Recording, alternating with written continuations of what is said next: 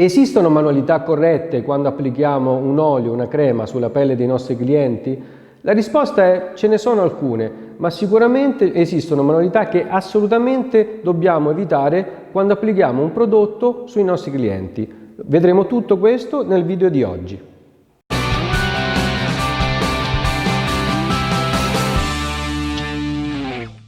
Ciao, sono Roberto, il vostro tutor di massaggi, e oggi vedremo come non far risultare sgradevole la nostra prima azione durante un trattamento, e cioè come mettere in maniera corretta un olio o una crema sulla pelle dei nostri clienti. Quando io metto l'olio sui miei clienti lo faccio in questa maniera: faccio scivolare dal contenitore l'olio in questo caso sulla gamba, e accompagno allo stesso momento il movimento con la mia mano libera. Questo perché? Innanzitutto è bello perché è avvolgente e la persona appunto viene sempre coccolata già in fase di applicazione dell'olio. Poi sicuramente perché non succederà questo, cioè se io metto l'olio, adesso poso la mia mano libera sul lettino, se io metto l'olio e continuo a fare questo, c'è la possibilità, se non intervengo, che praticamente scivolino delle gocce sul lettino, ma lateralmente, per esempio in questo caso sulla gamba, no? Del cliente, e questo praticamente è spiacevole. Vedete, sta gocciolando l'olio sulla parte interna della coscia, e questo non è piacevole per la persona che sta sotto. Sono piccoli dettagli, però secondo me sono importanti. Quindi io suggerisco il mio metodo, ma sicuramente ce ne sono altri che sono giusti.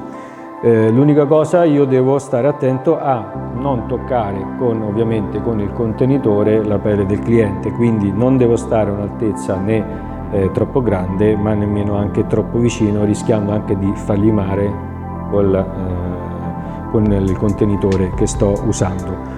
Una cosa sicuramente da non fare, che dico nei miei corsi, sempre ai miei corsisti, è quello di, perché l'ho visto fare appunto, è quello di non applicare l'olio come se stessimo mettendo l'olio sull'insalata, se la stiamo condendo, oppure il ketchup sulle patatine. Io scherzo sempre con loro, ma alla fine la verità, ho visto cose insomma non molto belle in cui veniva applicato un olio in questa maniera, e vi assicuro che per la persona che sta subendo il massaggio non è granché.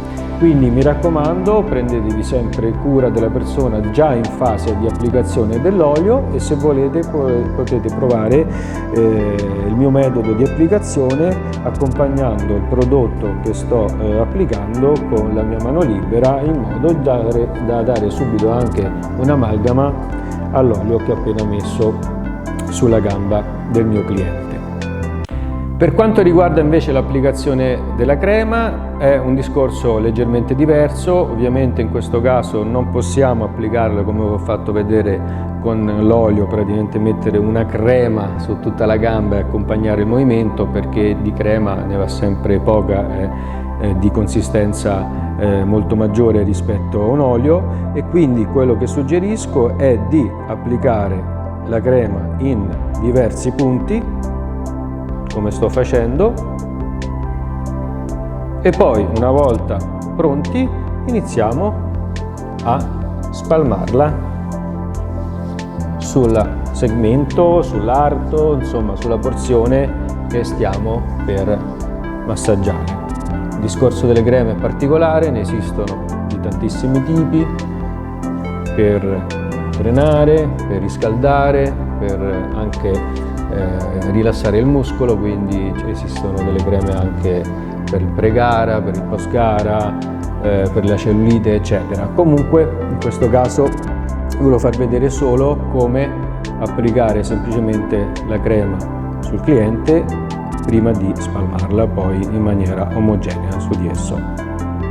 Bene, se il video vi è piaciuto mettete un bel like e non vi dimenticate di iscrivervi al mio canale se ancora non l'avete fatto. Attraverso i vostri commenti fatemi sapere se anche voi avete delle tecniche particolari per applicare l'olio o la crema sulla pelle dei vostri clienti.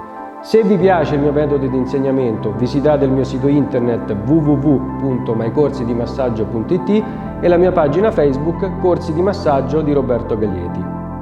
Nella prossima puntata vedremo quali sono le 3 domande fondamentali da fare ai nostri clienti prima di ogni trattamento. A presto e ciao!